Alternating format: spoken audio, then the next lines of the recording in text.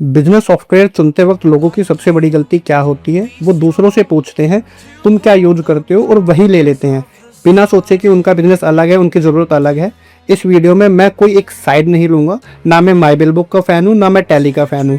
मैं सिर्फ फीचर को टेबल पे रखूँगा जैसा है वैसा, और आपको डिसाइड करने दूंगा कि आपके बिजनेस के लिए क्या सही है। 7 कोर एरियाज कवर करेंगे: architecture, billing, account depth, GST, inventory, accessibility और कॉस्ट। चलिए शुरू करते हैं। तो पहले पॉइंट की बात करते हैं, यह दोनों बने किस लिए हैं। सबसे पहले इनके डीएनए समझना जरूरी है। टैली प्राइम 1988 से मार्केट में है। ओरिजिनल पर्पस था डबल एंट्री अकाउंटिंग को डिजिटाइज करना। इसके कोर में लेजर बेस्ड अकाउंटिंग सिस्टम है। माईबिल बुक नई जनरेशन का प्रोडक्ट है जो बिलिंग फर्स्ट अप्रोच के साथ बनाया गया है। छोटे रिटेलर को फास्ट इनवॉइसिंग देने के लिए अकाउंटिंग को सेकेंडरी रखा गया है। यह फंडामेंटल डिफरेंस है जो आगे हर फीचर कंपैरिजन में दिखेगा।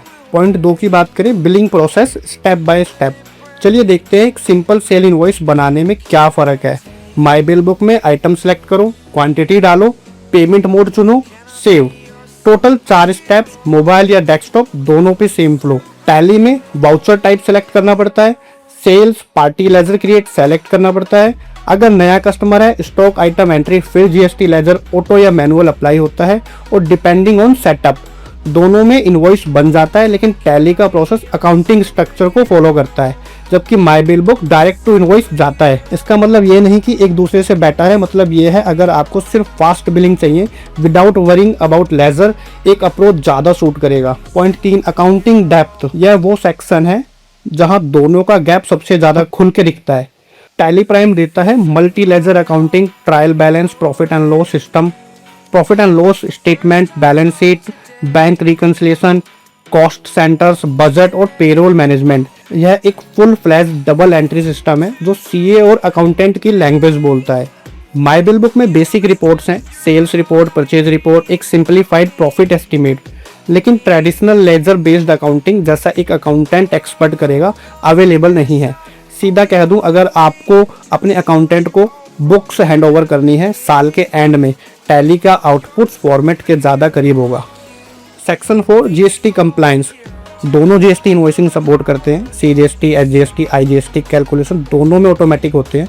फ़र्क तब आता है जब बात आती है जीएसटी रिटर्न्स और रिकंसिलेशन की। टैली में जीएसटी R1, जीएसटी 3B जैसे रिपोर्ट्स डायरेक्टली जनरेट हो सकते हैं जो रिटर्न फाइलिंग में यूज़ होते हैं। माईबिल बुक में जीएसटी इनवॉइसिंग तो स्मूथ है, लेकिन return filing level detail report के लिए आपको डेटा एक्सपोर्ट करके सेपरेटली काम करना पड़ सकता है। तो अगर आपका फाइलिंग प्रोसेस सॉफ्टवेयर से ही डायरेक्टली होता है, यह चेक करना जरूरी है। Point 5, inventory management.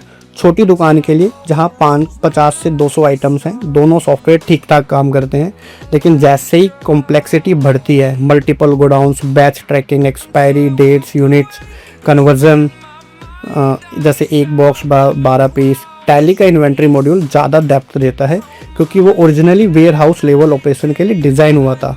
माईबिल बुक का इन्वेंट्री सिंपल और विजुअल है जो एक सिंगल स्टोर रिटेलर के लिए काफ़ी है, लेकिन लार्ज स्केल स्टॉक ऑपरेशन के लिए उतना फ्लेक्सिबल नहीं है। पॉइंट 6 है एक्सेसिबिलिटी, कौन यूज़ कर सकता है। यह पॉइंट सिर्फ ईजी वर्सेस हार्ड नहीं है, ये समझना ज़रूरी है कि कौन यूज़ करेगा। माईबिल बुक का UI non technical shop owner को ध्यान में रखकर बनाया गया है।